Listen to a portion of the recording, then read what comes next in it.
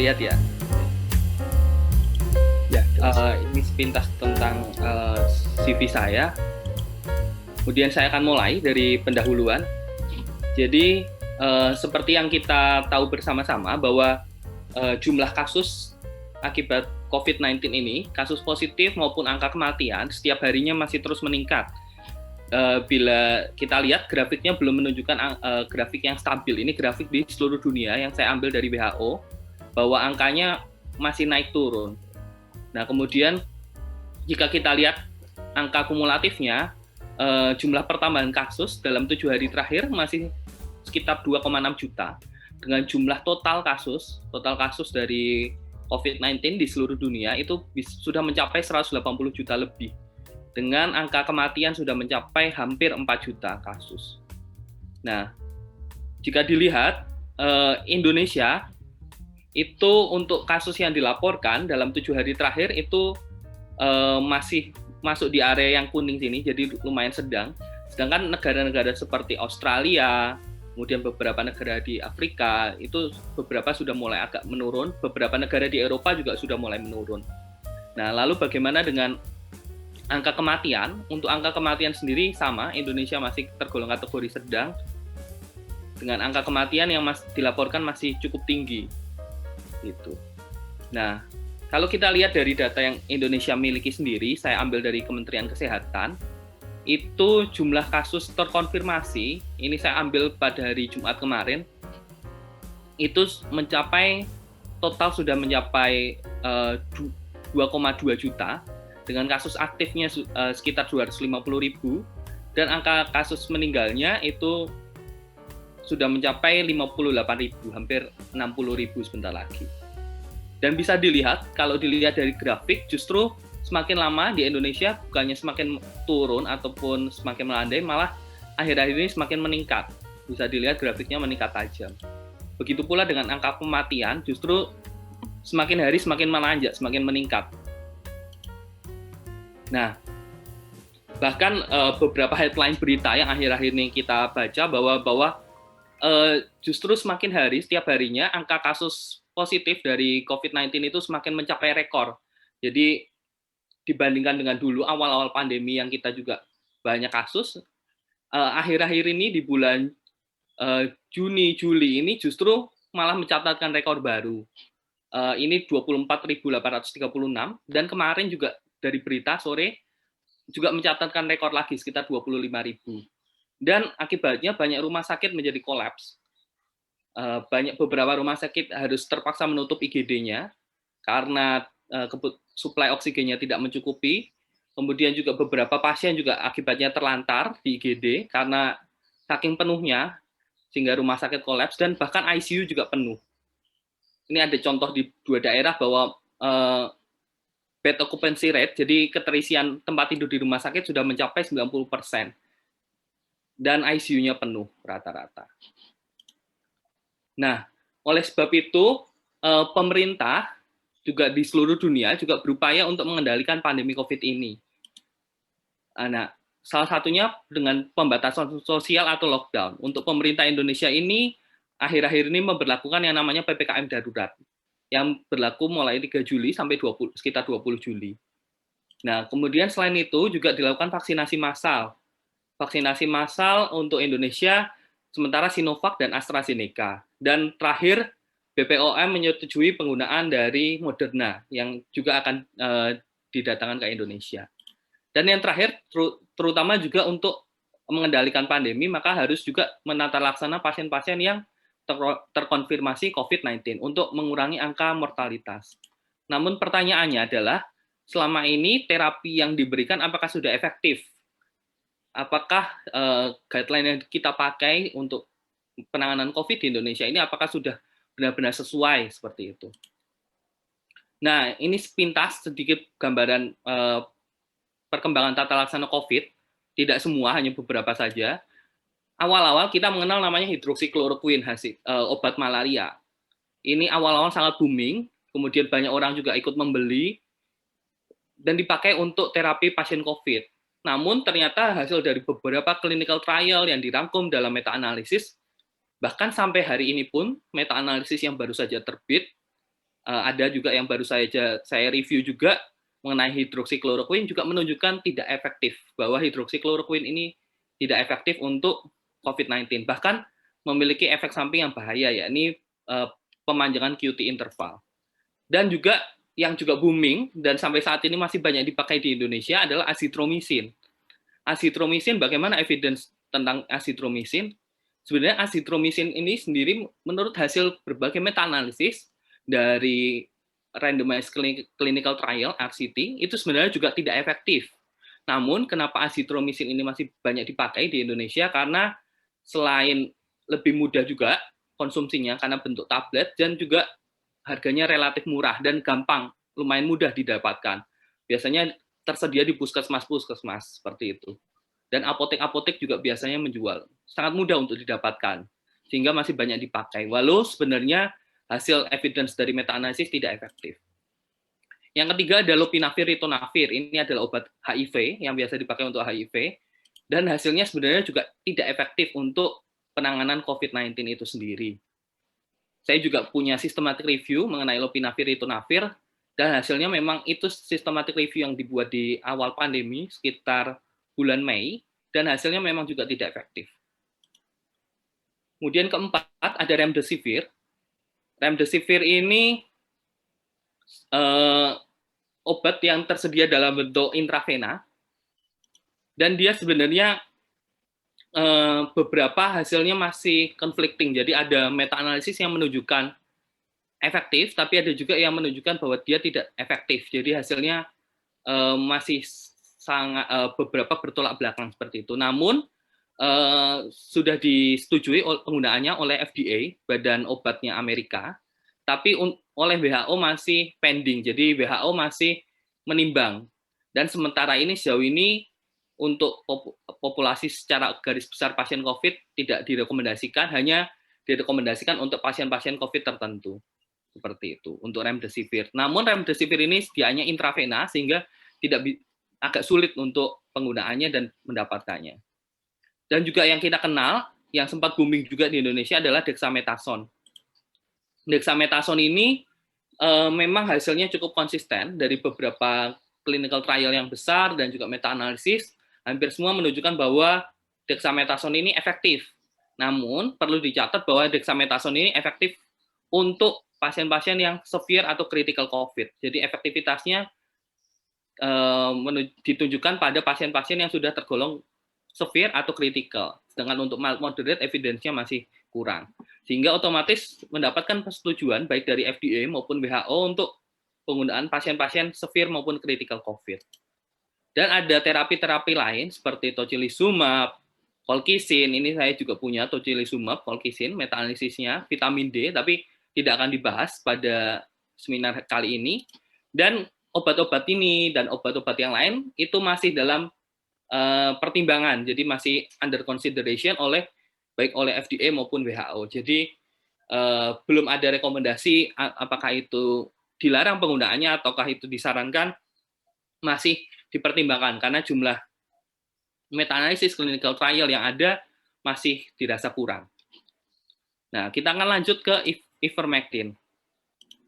Bagaimana ivermectin sendiri? Ivermectin sendiri sebenarnya seperti yang sudah dijelaskan Dr. Andri, sebenarnya sudah mulai dari tahun 2020 akhir sebenarnya. Dan saya juga sudah mulai membuat metanya itu sebenarnya sudah dimulai dari Januari Februari. Hanya saja waktu itu sempat terkendala sehingga baru selesai akhir ini. Nah, kemudian di Indonesia baru booming akhir-akhir ini. Akhir-akhir ini dengan pernyataan ada seperti Menteri BUMN, Erick Thohir yang menyatakan siap memproduksi 4,5 juta ivermectin. Kemudian juga akhirnya BPOM juga mengeluarkan uji klinik untuk ivermectin sebagai obat COVID. Otomatis akibat konsekuensi dari itu semua, harga ivermectin otomatis melambung seperti itu. Ini harga kalau dibuka sebenarnya rata-rata sudah habis. Sekarang orang menjual rata-rata sekitar 300.000 ke atas, bahkan rata-rata 400.000. Harganya cukup mahal dari yang seharusnya hanya 100.000 bahkan kurang gitu. Jadi karena booming, otomatis orang mengambil peluang bisnis sehingga meningkatkan harga ivermectin itu sendiri. Nah, oleh sebab itu, akhirnya pemerintah juga memutuskan untuk mematok harga ivermectin paling mahal sekitar 7.885 per tabletnya. Nah, tapi bagaimana untuk ivermectin itu sendiri? Orang-orang sebenarnya lebih mengenal ivermectin sebagai obat cacing, seperti itu.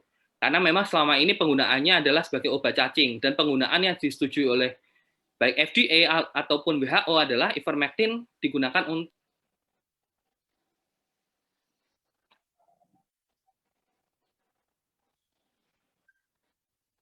Ivan di mute suaranya tadi, oh, pencet. gimana, dok? Ya nggak apa-apa, lanjut silakan. Tadi sempat di mute. Nah. Oh ya, jadi tadi ada yang kemis ya? Enggak, lanjut aja. Oh ya, baik. Ya, jadi tadi selama ini penggunaannya yang disetujui oleh FDA dan WHO adalah untuk strongyloidiasis dan onchocerciasis alias obat cacing. Kemudian juga obat ivermectin ini juga selain pada manusia juga sering digunakan pada hewan, yakni untuk obat kutu, untuk skabies, dan obat cacing pada hewan. Anjing misalnya contohnya, atau sapi. Maka dari itu ketika awal booming banyak orang juga mempertanyakan, loh, obat cacing dan obat untuk kutu hewan kok dipakai untuk manusia untuk menyembuhkan COVID-19 seperti itu. Nah, apakah bisa? Pertanyaannya, bisakah ivermectin digunakan sebagai terapi COVID? Seperti itu. Nah, jadi menurut penelitian-penelitian yang ada, penelitian sebelumnya, dari penelitian in vitro maupun in vivo menunjukkan bahwa ivermectin ini dipercaya bisa menghambat masuknya virus SARS-CoV-2, virus penyebab COVID-19 ke dalam inti sel dari sel inang, dari sel kita misalnya. Jadi ketika virus SARS-CoV-2 masuk, ivermectin ini bisa menghambat masuknya protein dari SARS-CoV-2 ini ke dalam inti sel dari tubuh kita, sehingga menghambat terjadinya infeksi yang berkelanjutan dan juga otomatis menurunkan keparahan dan lain sebagainya. Nah, namun sayangnya hasil dari uji klinis yang ada itu masih saling bertentangan. Kalau kita, mungkin beberapa ada yang sudah baca, yang sering beredar juga, banyak uji klinis yang mendukung, tapi ada juga salah satu yang bertentangan, nanti kita akan lihat, yang sering dipakai adalah hasil uji klinis yang dipublikasi di JAMA, Journal American Medical Association, yang oleh penulisnya Lopez Medina et al. Jadi grupnya Lopez Medina ini, itu menunjukkan bahwa di situ ivermectin tidak efektif untuk pasien mild COVID. Itu kesimpulannya. Sehingga otomatis dilihat seolah-olah bertentangan. Nah, karena saling bertentangan, maka dibutuhkan meta-analisis. Kalau kita mengenal yang mungkin di kedokteran, dulu ketika kuliah evidence-based medicine, kita mengenal namanya segitiga IBM ini, dan meta-analisisnya hampir di pucuk. Dari bawah, semakin bawah ini, tingkat evidence, tingkat kepercayaannya itu semakin rendah. Nah, semakin atas itu semakin tinggi. Nah, otomatis meta-analisis ada di sini. Biasanya clinical practice guideline, jadi guideline-guideline yang ada itu biasanya berdasarkan hasil meta-analisis. Jadi meta-analisis itu evidence-nya tinggi. Lebih tinggi dari RCT. Nah, ini sepintas saja mengenai bagaimana melakukan meta-analisisnya. Karena saya yakin pasti banyak yang kurang tertarik tentang methods-nya. Jadi, pertama-tama kita mencari literatur-literatur menggunakan 3 database, PubMed, Europe PMC, dan clinicaltrials.gov. Ini keyword yang dipakai, dan hasilnya seperti ini. Ya, sepintas hasil masing-masing dari database, beserta kata kunci. Kemudian kita screen dari judul, abstrak, dan full text-nya.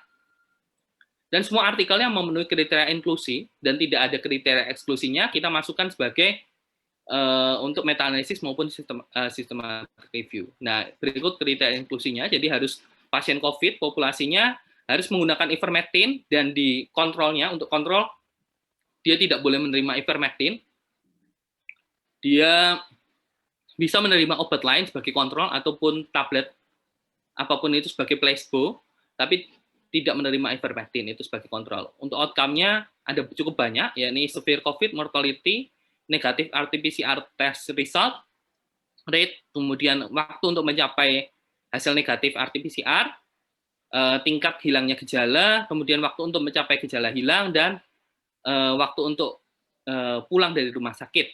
Dan studi yang dimasukkan hanyalah studi randomized clinical trial, artinya studi uji klinis yang acak. Seperti itu untuk pemilihan sampel, mana yang masuk kontrol, mana yang masuk intervensi itu acak. Dan eksklusinya adalah artikel-artikel yang berfokus pada pediatrik, pasien-pasien pediatri di bawah 18 tahun, ataupun pregnant woman. Kemudian studi lain yang selain uji klinis random, jadi cohort, case control, cross-sectional, case series itu kita eksklusi, atau non-randomized clinical trial juga kita eksklusi, dan studi-studi yang di luar bahasa Inggris, karena keterbatasan bahasa dari penulis. Nah, ini hasilnya, sepintas saja. Jadi total yang dimasukkan adalah sekitar 19. Seperti itu. Dari total tadinya ini ada 1350, 66, 196, 1237, pokoknya akhirnya tinggal 19. Nah, setelah itu, 19 ini kita lakukan meta-analisis menggunakan review manager, software yang dari Cochrane, dan mental health formula, random effect model, dengan hasilnya berupa risk ratio, dengan p-value-nya signifikan apabila di bawah 0,05. Nah, kita masuk ke hasil saja langsung. Jadi ini tabel untuk studi-studi yang kita masukkan. Ini gambaran saja. Ada total tadi 19. Rata-rata beberapa ada yang double blind, ada yang open label, tapi mayoritas open label. Dan yang penting adalah kita lihat di sini untuk segi usia rata-rata bervariasi, tapi rata-rata 40-an, 40-50 ke atas. Hanya beberapa saja yang di bawah 40. Nah, kemudian untuk dosis juga bervariasi, ada yang 12 mg sekali sehari, selama 5 hari, ada yang 12 mg dosis tunggal, dan lain sebagainya. Juga untuk kategori pasien, itu bervariasi juga, ada yang menggunakan untuk pasien ringan sampai berat, pasien ringan sampai sedang, ada kebanyakan ringan sampai sedang. Kemudian placebo-nya juga untuk kontrolnya ada yang menggunakan placebo, tablet yang identik, atau obat lain. Nah, ini seperti ini tabelnya, sepintas saja, langsung saya cepat. Nah, intinya adalah mayoritas dosis yang dipakai itu ada 2 untuk meta-analisis ini. Ini mayoritas, jadi ada juga yang di luar ini, tapi kebanyakan yang dipakai adalah 2 ini. Jadi antara 12 mg atau jika menggunakan dosis per kilogram berat badan ya 200 mikrogram per kilogram berat badan, dosis tunggal. Jadi hanya sekali minum, udah seperti itu. Atau 12 mg atau tadi 200 mikrogram per kilo digunakan selama 5 hari. Jadi yang paling banyak itu 2 ini. Antara dosis tunggal atau dia digunakan untuk beberapa hari. Sekitar ada yang 3-5 hari range-nya. Cuma beberapa mayoritas 5 hari. Seperti itu. Ini dosis yang digunakan rata-rata dalam RCT yang dimasukkan ke dalam meta-analisis kita. Untuk kategori pasien juga bervariasi, nanti kita bahas di belakang. Nah, ini untuk kualitas studinya, jadi sebelum kita masukkan meta-analisis, kita analisa dulu kualitas dari masing-masing studinya. Saya menggunakan Jadat Scale. Intinya adalah bahwa semua studi layak untuk dimasukkan ke meta-analisis, karena hasil dari assessment adalah studi-studi ini kualitasnya tidak ada yang low, jadi semua moderate dan beberapa ada yang high quality, seperti itu. Jadi untuk moderate dan high quality kami rasa layak untuk masuk ke meta-analisis. Nah, kita langsung masuk ke hasilnya. Bagaimana dari hasil meta-analisis untuk ivermectin ini mengurangi tingkat keparahan dari COVID-19, severe COVID. Jadi outcome-nya ini yang pertama adalah severe COVID. Itu bisa berupa dia oksigen pada room temperature di bawah 93% sehingga membutuhkan suplemental oksigen, atau misalnya dia pasiennya juga sudah jatuh ke berbagai komplikasi, sepsis, shock, multi organ failure, dan lain sebagainya. Seperti itu. Pokoknya pasien-pasien yang sudah tingkat parah, nah ini bagaimana untuk mencegah keparahan COVID-19. Ternyata hasilnya adalah risk ratio-nya adalah penggunaan ivermectin dibandingkan kontrol, dibandingkan placebo atau dibandingkan obat lain yang digunakan sebagai kontrol, ivermectin mampu menurunkan resiko keparahan COVID hingga 57%. Jadi RL-nya 0,43 dengan 95% confident interval 0,23 sampai 0,81. Artinya dia mampu menurunkan risiko keparahan COVID hingga 57%.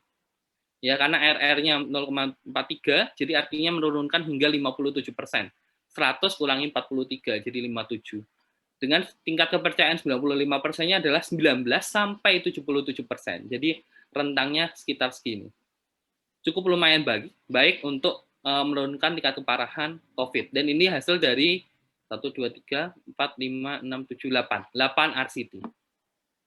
Nah, ini untuk publikasi, bias publikasi. Sebenarnya bila dilihat dari funnel plot ini, ada indikasi ke arah bias publikasi karena kurang simetris. Tapi ini tidak terlalu valid karena studi yang dimasukkan di bawah 10. Jadi menurut beberapa pendapat ahli, ketika studi yang dimasukkan di bawah 10 itu penilaian untuk bias publikasi tidak terlalu akurat. Betul. Nah, kemudian bagaimana untuk menurunkan tingkat kematian dari COVID-19? Ada sekitar 1, 2, 3, 4, 5, 6, 7, 8. Ada 8 studi yang RCT yang menilai tentang kematian akibat COVID. Nah, hasilnya adalah sama, bahwa RR-nya 0,31 dengan 95 confident interval 0,15 sampai 0,62. Artinya apa? Pemberian ivermectin ini mampu menurunkan tingkat kematian akibat COVID hingga 69%. Lumayan tinggi bisa menurunkannya. Dengan tingkat kepercayaan 95%-nya 38 sampai 85%. Seperti itu. Kita lanjut. Nah, ini untuk bias publikasinya juga sama, kurang simetris. Ada indikasi ke arah sana, tapi tidak terlalu valid. Kita lanjutkan. Outcome yang ketiga, yakni negatif RT-PCR test result rate. Artinya apa? Bagaimana dampak ivermectin ini untuk meningkatkan jumlah pasien yang pada ketika akhir follow up, hari ke-14, hari ke-10, beda-beda, ada yang 10, 14, bagaimana ivermectin ini, berapa banyak pasien yang diberikan ivermectin ini yang bisa pada akhir follow up hasil RT-PCR-nya negatif dibandingkan pada grup yang dikontrol, seperti itu. Dan hasilnya adalah ivermectin ini bisa meningkatkan jumlah proporsi pasien yang pada akhir follow up hasilnya negatif pada RT-PCR. Ya. Ini tapi RR-nya agak mepet, hanya 1,23 dengan 95% confident intervalnya 1,01 sampai 1,51. Jadi meningkatkan angka kejadian hasil negatif pada tes RT-PCR pada akhir follow up, ya ini sekitar 23%. Dengan 95 confident intervalnya 1 sampai 51%. Cukup kecil. Tapi tetap bermakna seperti itu secara statistik. Walaupun mungkin secara klinis tidak terlalu bermakna. Nah, untuk bias publikasi cukup simetris sehingga tidak ada indikasi bias publikasi. Nah, kemudian outcome keempat, time to negative RT-PCR result. Jadi, apakah pemberian ivermectin ini bisa mempersingkat waktu yang kita butuhkan untuk mencapai hasil negatif pada RT-PCR? Ternyata bisa. Dari 1, 2, 3, 4, 5, 6 studi, 6 RCT yang ada, hasil meta-analisisnya adalah ada mean difference, perbedaan waktu minus 3,29 dengan 95 confident intervalnya minus 5,69 sampai minus 0,89. Ya. Artinya apa? Artinya apa? Pemberian ivermectin mampu mempersingkat waktu, jadi mempersingkat waktu untuk mencapai hasil negatif pada RT-PCR. Jadi dia bisa memperpendek waktu yang dibutuhkan untuk bisa nanti hasilnya negatif pada hasil PCR. Ya, ini sekitar 3,29 hari dengan rentangnya 0,89 sampai 5,69 hari. Lumayan, cukup lumayan. Nah, ini untuk bias publikasinya sama simetris sehingga tidak ada indikasi ke sana. Yang kelima, bagaimana dengan symptom alleviation rate. Jadi tingkat perbaikan gejala atau tingkat hilangnya gejala. Apakah ivermectin ini mempunyai efek? Dari 1, 2, 3, 4, 5, 6, 7, 8. 8 studi yang ada, RR-nya adalah 1,23 dengan 95 confidence interval 1,03 sampai 1,46. Artinya apa? Pemberian ivermectin ini mampu meningkatkan angka kejadian perbaikan gejala hingga 23%. Jadi untuk perbaikan gejalanya bisa meningkat sampai 23%. Untuk bisa mencapai perbaikan atau hilangnya gejala seperti itu dengan rentangnya 3 sampai 46%. Mungkin secara klinis tidak terlalu bermakna, tapi secara statistik ini bermakna. Untuk bias publikasi sama, simetris sehingga tidak ada indikasi ke sana. Kemudian lanjut untuk bagaimana dengan time to symptom alleviation. Jadi waktu yang dibutuhkan untuk kita mencapai perbaikan gejala.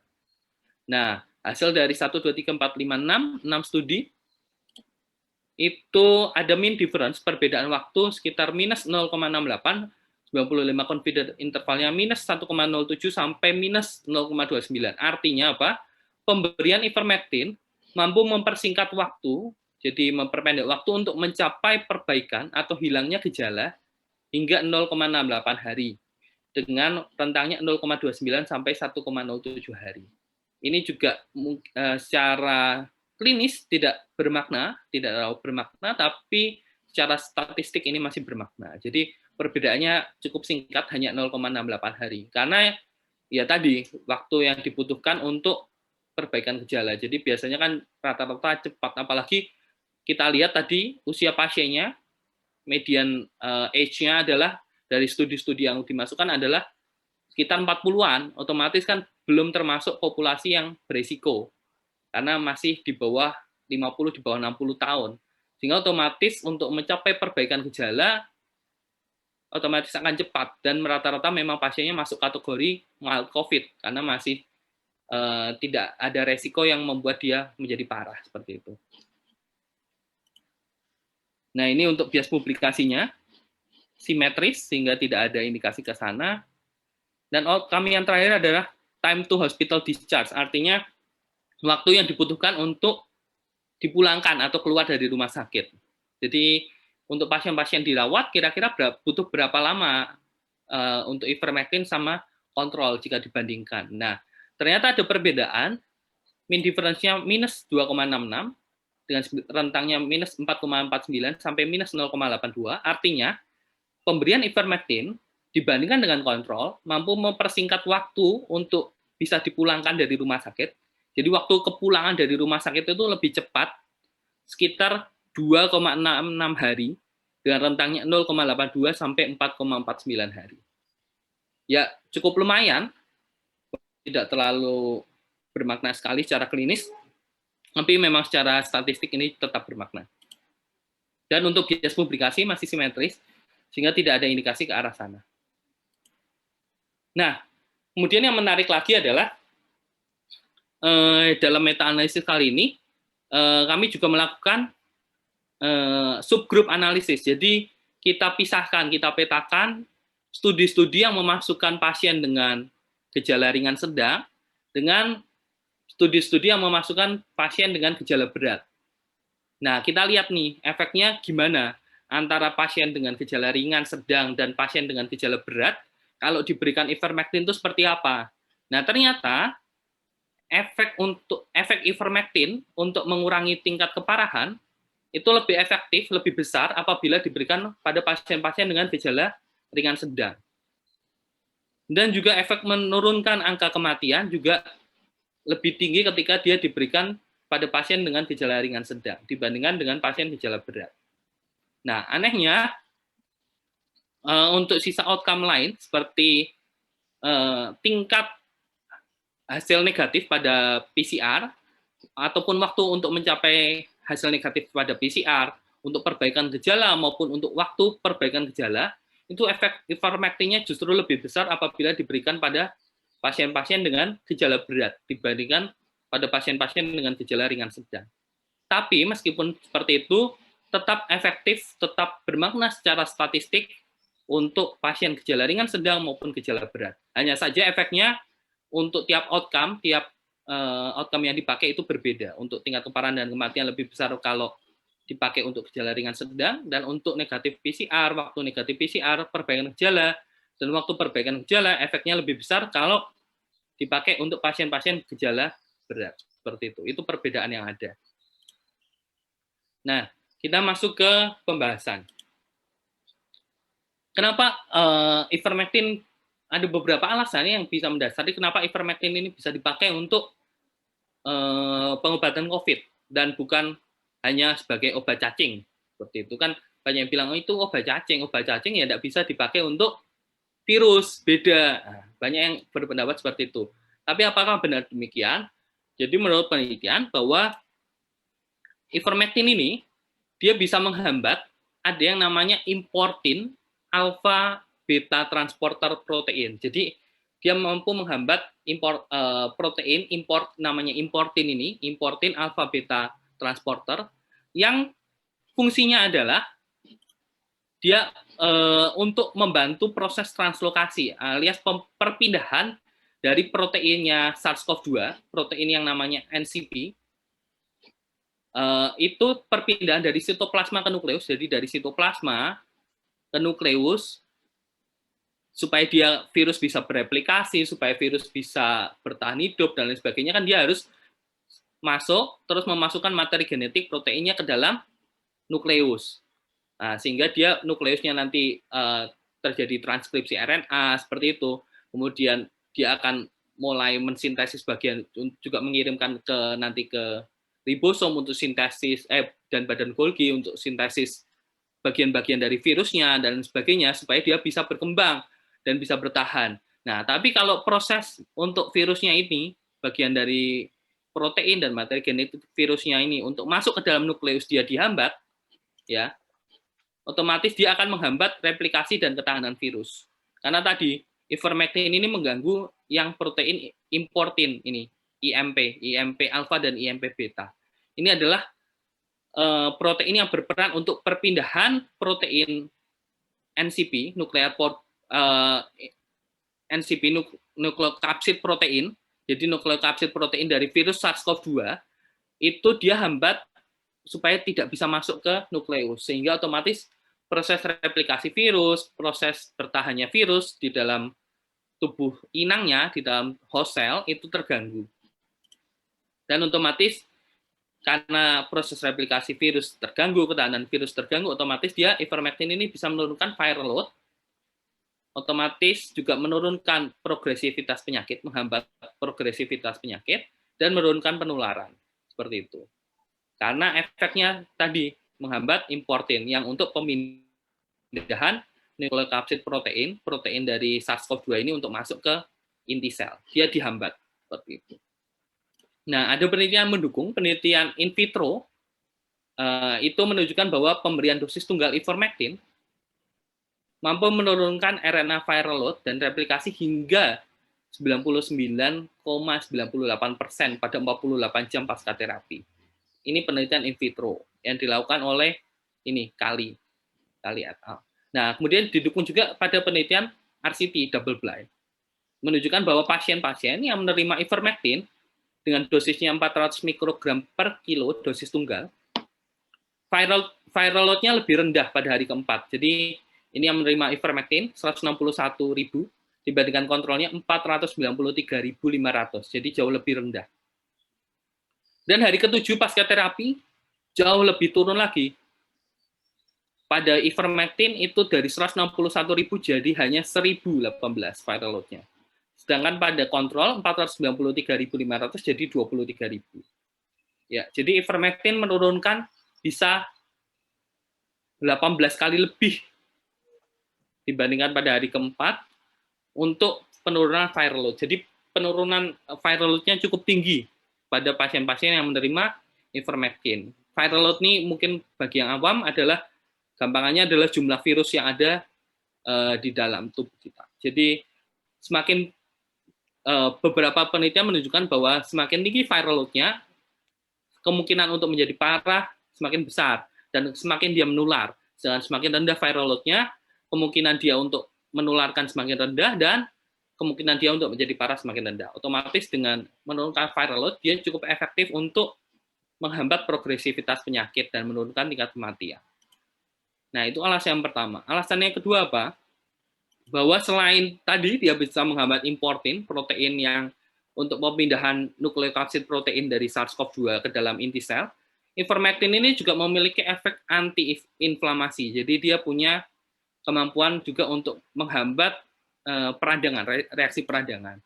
Di mana dia bisa menurunkan produksi beberapa sitokin seperti IL-1, IL-6, TNF-alpha, dan menghambat juga translokasi liposaccharide induced nuclear factor kappa beta. Dan seperti yang kita tahu, IL-1, IL-6, TNF-alpha, ini pada penelitian-penelitian yang ada juga sudah banyak meta-analisis yang dipublikasi bahwa menunjukkan IL-1, IL-6, TNF-alpha ini bisa digunakan sebagai marker, penanda untuk severe COVID, untuk pasien-pasien COVID yang parah, dan ataupun pasien-pasien COVID yang mengalami ujung-ujungnya kematian. Jadi tingkat sitokin IL-1, IL-6, TNF-alpha pada pasien-pasien yang parah ataupun pasien yang meninggal itu lebih tinggi dibandingkan dengan pasien-pasien yang mild moderate, yang hanya ringan sedang, ataupun pasien yang bisa bertahan, seperti itu. Otomatis ketika kita bisa menurunkan jumlah IL-1, IL-6, TNF-alpha, kita juga bisa mencegah terjadinya badai sitokin, dan juga kita bisa mengurangi tingkat keparahan COVID, otomatis bisa menurunkan keparahan dan kematian akibat COVID-19 itu sendiri. Jadi ini efek yang ditimbulkan oleh ivermectin. Selain tadi menghambat importin, dia juga punya efek anti-inflamasi. Jadi bukan hanya untuk obat cacing saja, tapi dia juga punya kemampuan yang lain. Nah, ada beberapa keterbatasan dari meta-analisis kami.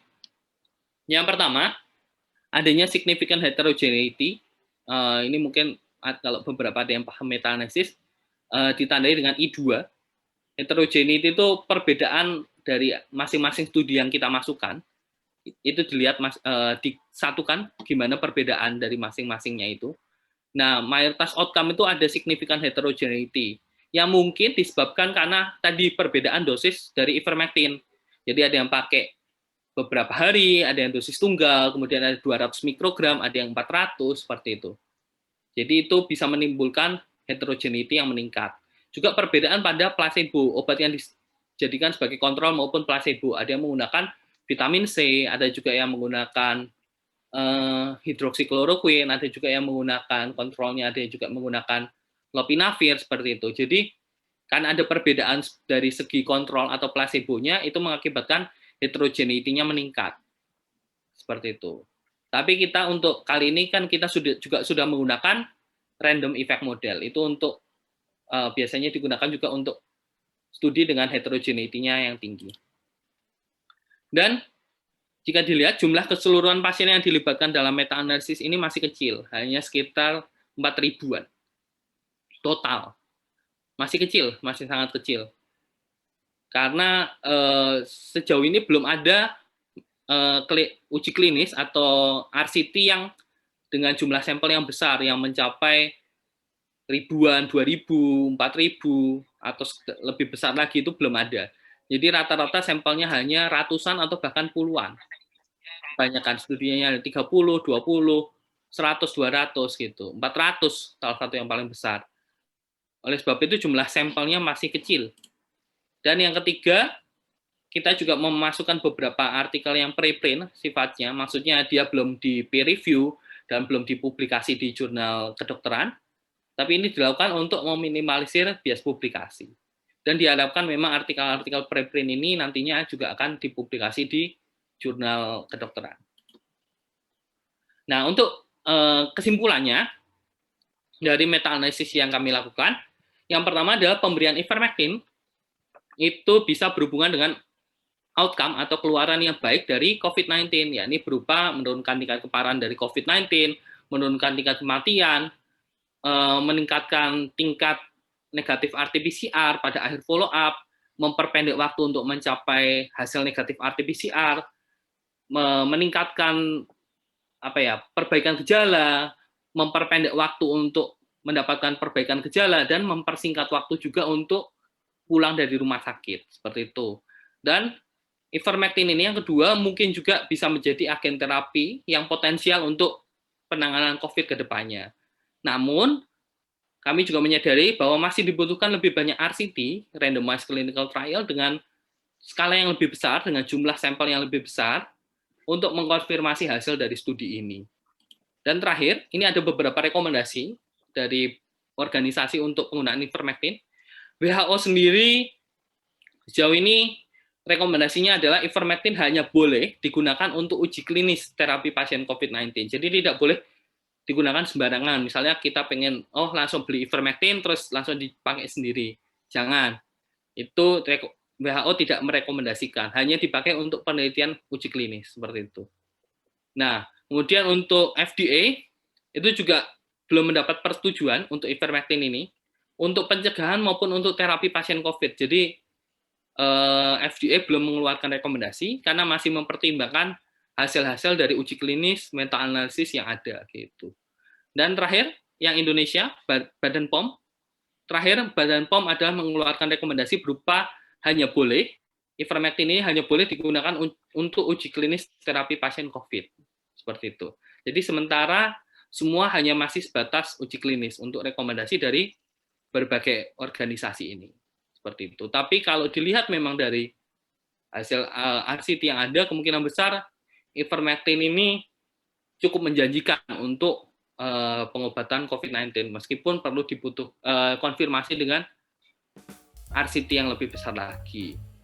Seperti itu. Dan terakhir ada juga, saya baca ada sedikit, ternyata ada sedikit permasalahan bahwa kenapa WHO baru mengeluarkan rekomendasi hanya sebatas untuk uji klinis, karena WHO juga berdasarkan pertimbangannya pada salah satu RCT yang dimasukkan ke meta-analisis ini, yakni punyanya Lopez Medina, itu yang kesimpulannya adalah ivermectin tadi tidak efektif untuk pasien-pasien mild COVID. Padahal jika dilihat lebih lanjut, dan beberapa juga sudah ada yang menulis petisi, sekitar 170 dokter di Amerika menulis petisi bahwa ada cacat metodologi pada penelitian yang dikeluarkan oleh Lopez Medina yang dipublikasi di JAMA. Jadi ada masalah seperti itu karena antara protokol yang dikeluarkan dengan penelitian yang dilakukan tidak sesuai. Jadi